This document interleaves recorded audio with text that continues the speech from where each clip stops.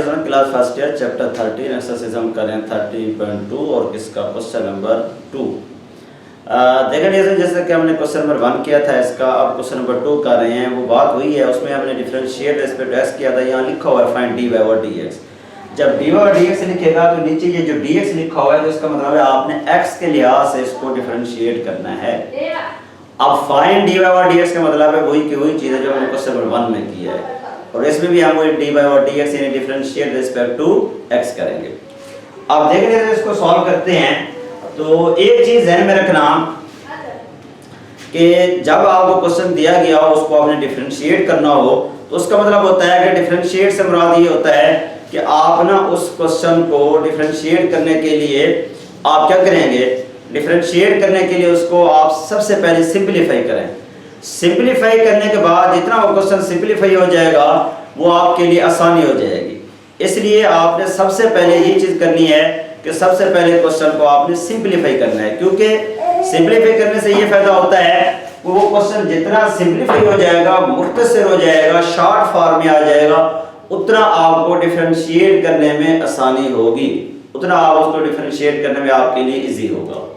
इसलिए जब भी आपको क्वेश्चन डिफरेंशिएट के लिए दिया गया हो सबसे पहले उसको आप सिंपलीफाई कर लें, फिर उसके बाद उसको डिफरेंशिएट करें। वरना ये डिफरेंशिएट यहाँ भी हो सकता है, इधर भी आप डिफरेंशिएट कर सकते हैं, अंश तब भी ठीक आएगा, लेकिन ये कि थोड़ा सा मुश्किल आ जाएगा, मुश्किल हो जाएगा, डिफिकल्ट हो जाएगा। इसलिए आप सबसे पहले उसको क्या करें, इजी बनाएं, सिंपलेस्ट फॉर्म में लेकर जाएं, उसको सिंपल बनाएं से अपना शॉर्टेस्ट फॉर्म में लेकर आएं, उसके बाद फिर उसको आगे सॉल्व करें। अब देखेंगे मैं इसको शॉर्ट फॉर्म में लेके आ रहा हूँ, पहले इसको सिंपलीफाई कर रहा हूँ। अब मैं इसको लिख रहा हूँ y is equal to x under root plus 1 into, ये जो लिखा हुआ है ना x की पावर 3/2, तो मैं इसको लिख रहा हूँ x अंडर रूट इसकी पावर 3। फार्मूला बना रहा हूँ क्यूब वाला, यानी x अंडर रूट x की पावर 1/2, ये जो 3/2 है इसको हम लिख सकते हैं ना x की पावर 1/2 होल की पावर 3, और फिर इसको ले सकते हैं x अंडर रूट इसकी पावर 3। 1/2 का मतलब है अंडर रूट होल की पावर 3। अब आगे जो -1 लिखा हुआ है इसको आप ले सकते हैं 1 की पावर 3, ये आपके पास, और डिवाइडिंग बाय ये टर्म वैसे आ जाएगी x अंडर रूट -1। अब देखिए ये जो बना हुआ है ना a3 b3 वाला फार्मूला बना हुआ है, यानी x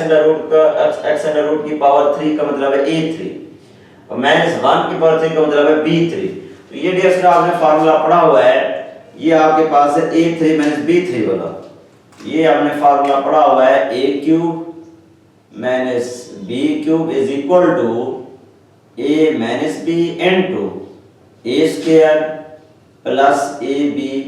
प्लस b², ये फार्मूला हमने पढ़ा हुआ है। a3 b3 यानी a³ b³ equal to a b a² plus ab plus b²। इस तरह डियर इसको लिखेंगे, इसी फार्मूले को इस पे जब अप्लाई करेंगे तो मैं इसको लिख रहा हूं y is equal to x under root plus 1 into, इस फार्मूले को लिख रहे हैं ये वाला a³ a², यानी इसका लिख सकते हैं इसको x अंडर रूट इसका स्क्वायर, यानी a b ये आ गया। सॉरी एक मिनट, एक चीज जो है ना हमने एक और चीज लिखनी थी पहले, ये तो हमने वही टर्म लिखी है जो लिखी हुई है ना, ये हमने वही टर्म लिखी है जो लिखी हुई है। आगे अभी इसको ये लिखें a b, तो इसको आप लिखें x अंडर रूट -1, यानी a b x under root -1। फिर आगे है a²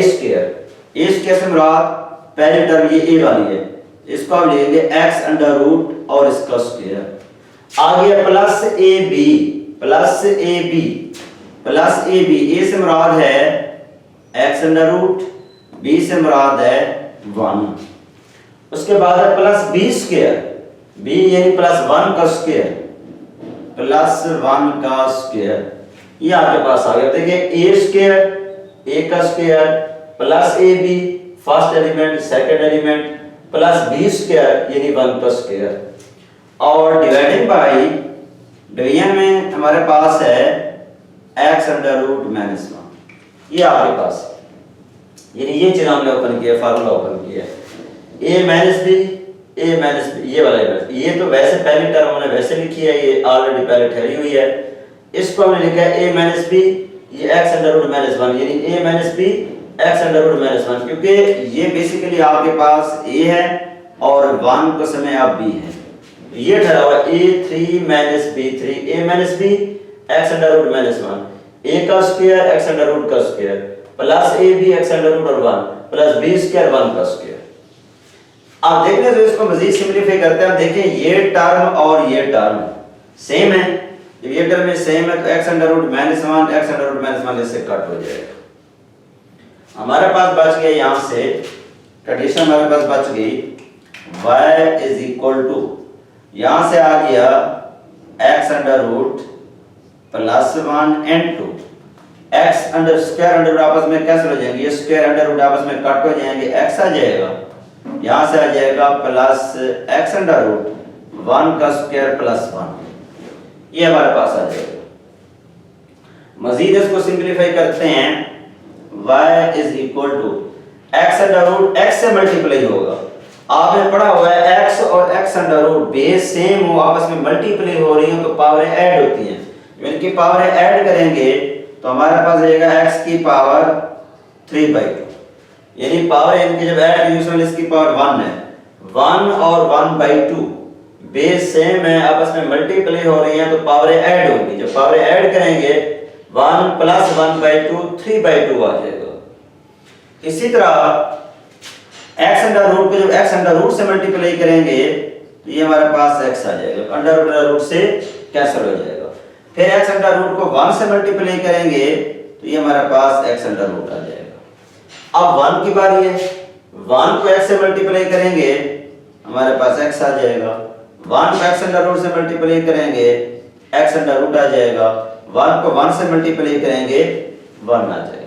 तो ये केस में हमने क्या किया है, मल्टीप्लिकेशन की है, यानी x अंडर रूट को x से मल्टीप्लाई किया x की पावर 3/2, x अंडर रूट को x अंडर रूट से मल्टीप्लाई किया x आ गया, और 1 को फिर x अंडर रूट को 1 से मल्टीप्लाई करेंगे तो x अंडर रूट आ जाएगा, फिर 1 को x से मल्टीप्लाई किया x आ गया, 1 को x अंडर रूट से मल्टीप्लाई किया x अंडर रूट आ गया, 1 को 1 से मल्टीप्लाई किया 1 आ गया। अब मजीद इसको सिंपलीफाई करते हैं, अब मैं इसको लिख रहा हूं y इज इक्वल टू, ये टर्म वैसे आ जाएगी x की पावर 3/2, x और x ये दोनों x हैं आपस में ऐड होंगे, इनके जब कोएफिशिएंट ऐड होंगे 1 और 1 2x, ये आपके पास आ जाएगा 2x, x अंडर रूट दोनों ऐड हो रहे हैं तो इनके कोएफिशिएंट ऐड होंगे 1x under root 1x under root, तो आपके पास आएगा 2x अंडर रूट, और यहां से क्या आ गया स्टूडेंट्स प्लस 1 आ गया। अब ये कंडीशन हमारे पास आगे बनी है, अब टर्म क्या बनी है कि हमारे पास बना है 3/2 और x की पावर 3/2 2x अंडर रूट और प्लस 1, ये टर्म आगे बनी है। अब देखिए इसको सिंपलीफाई करते हैं। अच्छा, अब ये जो x अंडर रूट लिखा हुआ है, इस x अंडर रूट को मैं लिख सकता हूं, ये जो x अंडर रूट लिखा हुआ है इसको अगर मैं ऐसे लिख दूं 1/2, x अंडर रूट की वैल्यू है 1/2, x अंडर रूट की वैल्यू है 1/2। अब ये देखिए सिंपलीफाई हो गया, यानी इस फॉर्म से अब ये शॉर्ट फॉर्म में सिंपल फॉर्म में इस तरह आ गया। अब ये हमारे लिए डिफरेंशिएट करना आसान है, डेरिवेटिव लेना इसका आसान है। अब इसको डिफरेंशिएट करेंगे हमारे पास क्या है, जब इसको डिफरेंशिएट करेंगे हमारे पास आ जाएगा dy over dx is equal to, इसको डिफरेंशिएट करेंगे d ओवर dx x की पावर 3/2, 2 कांस्टेंट है बाहर आ जाएगा, d over dx into x, 2 constant है बाहर आ जाएगा, d ओवर dx x की पावर 1/2, 1 का कांस्टेंट लेंगे, कांस्टेंट का डेरिवेटिव लेंगे 1 का, d over dx into 1, first का डेरिवेटिव, सेकंड टर्म का डेरिवेटिव, थर्ड का डेरिवेटिव और फोर्थ का डेरिवेटिव, ये हमारे पास आ गया। अब देखें जैसे इसको, अब देखिए पावर रूल आ गया है, पावर आ गई है तो पावर रूल अप्लाई होगा, ये है वेरिएबल इसका डेरिवेटिव 1 हो जाएगा, इस पे फिर पावर अप्लाई होगा, कांस्टेंट का डेरिवेटिव 0 होता है, हमने प्रूव पढ़ा था d और dx इनटू c, तो हमने प्रूव किया था पीछे कि कांस्टेंट अकेला अगर हो तो उसका डेरिवेटिव लें तो वो क्या हो जाता है 0 हो जाता है। अब इसे इसमें हमारे पास आ गया dy over dx is equal to, अब अप्लाई करें इसमें पावर, जब पावर अप्लाई करेंगे पावर बैक आ जाएगी, पावर में से कम होगा, ये हमने पढ़ा था। पावर डी और डी एक्स की पावर n, जब उसका डेरिवेटिव लेंगे तो n x की पावर n - 1 पावर को हमने पढ़ा था। इसमें हम क्या करेंगे, पावर अप्लाई करेंगे। पावर में हमने क्या पढ़ा था, d ओवर dx x की पावर n बैक आ जाएगी, पावर में से कम हो जाएगा, यानी पावर बैक आ जाएगी, पावर में से कम हो जाएगा, पावर इनर पावर का डेरिवेटिव आगे 1 हो जाएगा। यही हमने किया, पावर बैक चली गई, पावर में से कम हो गया, पावर का इनर पार्ट x का डेरिवेटिव आगे 1 होगा, इसलिए 1 लिखने की जरूरत नहीं है। अब इसका डेरिवेटिव लेंगे प्लस 2 x का डेरिवेटिव, जब x का डेरिवेटिव लेंगे विद रिस्पेक्ट टू x 1 हो जाएगा, क्योंकि x के लिहाज से डिफरेंशिएट कर रहे हैं तो इसलिए x का x के लिहाज से डेरिवेटिव 1 हो जाएगा, तो ये आपके पास 2 आ जाएगा, यानी इसका डेरिवेटिव 1 हो जाएगा। फिर इसके ऊपर पावर अप्लाई करेंगे, प्लस 2 क्या आएगा, पावर बैक आ जाएगी और पावर में से कम हो जाएगा, फिर पावर के इनर पार्ट का जब डेरिवेटिव लेंगे वो 1 हो जाएगा। आखिर 1 है, 1 कांस्टेंट है, कांस्टेंट का डेरिवेटिव 0 हो जाएगा। ये डिफरेंस हमारे पास आ गया। हमने क्या किया है, पावर बैक गई है, पावर में से कम हो गया, पावर के इनर पार्ट x, उसका डेरिवेटिव 1 हो जाएगा। 2 वैसे x का derivative with respect to x 1 आ जाएगा, प्लस 2 वैसे इस पे पावर अप्लाई करेंगे, पावर बैक आ जाएगी, पावर में से कम होगा और पावर में पावर का डेरिवेटिव 1 हो जाएगा और 1 का डेरिवेटिव 0 हो जाएगा। अब मजीद आगे लिखेंगे dy over dx is equal to, power back आ गई और इसको सिंपलीफाई करेंगे, इन दोनों का एलसीएम लेंगे। यूं समझ लें कि हमारे पास ये लिखा हुआ है 3/2 - 1, इसके जो 1 है इसका एलसीएम लेंगे, दोनों का 2 आ जाएगा, 2 को 2 पे डिवाइड करेंगे 1, 3 को 1 से मल्टीप्लाई 1 माइनस 1 को 2 पे डिवाइड करोगे 2, 2 को 1 से मल्टीप्लाई करो 2, तो ये हमारे पास कितना आ जाएगा 1/2, 3 में से 2 चला गया 1/2, तो ये क्या बच गया हमारे पास, इसकी पावर बच गई है 1/2, ये हमारे पास आ गया और 2 वैसे आ गया, प्लस 2 2 से कट गया, प्लस इसको सिंपलीफाई करेंगे 2 1 2, 2 में से 1 चला गया -1/2, इन दोनों का एलसीएम लेंगे तो -1/2 आ जाएगा और 0 वैसे खत्म हो गया, तो ये हमारे पास कंडीशन आ गया। अब इन तीनों को सिंपलीफाई करते हैं, मजीद इसको हमारे पास आ जाएगा dy over dx 3/2 x under root plus 2 और इसको लिख सकते हैं 1/x अंडर रूट, तो ये ds में हमारे पास क्या आ गया है, आंसर आ गया। तो ये था इसको डिफरेंशिएट करने का तरीका कि आप किस तरह और कैसे इसको डिफरेंशिएट करेंगे। पहले आपने इसको सिंपलीफाई करना है,